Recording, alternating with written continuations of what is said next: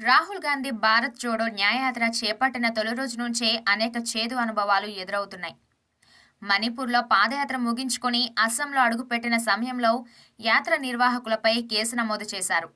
అనుమతి లేని ప్రాంతంలో పాదయాత్ర కొనసాగించారని ఎఫ్ఐఆర్ నమోదు చేశారు. అయితే సోమవారం ఉదయం బటద్రవ తాన్ అనే ఆలయ దర్శనానికి వెళ్లిన రాహుల్ గాంధీని అక్కడి అధికారులు లోపలికి అనుమతిని నిరాకరించారు. దీంతో రాహుల్ గాంధీ అధికారులతో వాగ్వివాదానికి దిగారు. మేం ఆలయాన్ని దర్శించుకోవాలనుకుంటున్నాం. నేనేం నేరం చేశా? ఎందుకు ఆలయంలోకి అనుమతించడం లేదు? మేం సమస్యలని సృష్టించడానికి రాలేదు. కేవలం పూజలు చేసి వెళ్తాం. ఆలయంలో ఎవరు ప్రవేశించాలో కూడా ప్రధాని మోదీనే నిర్ణయిస్తారా ఏంటి అంటూ కీలక వ్యాఖ్యలు చేశారు. అలాగే ఆలయంలోకి ప్రవేశించడాన్ని ఎందుకు అడ్డుకుంటున్నారని అధికారులను నిలదీశారు. రాహుల్ రూటు మార్చుకోవాలని, లేకుంటే ఉద్రిక్త వాతావరణం నెలకొనే పరిస్థితి ఉందని, అలాంటి వాటికి కారణం కావద్దని హెచ్చరించారు.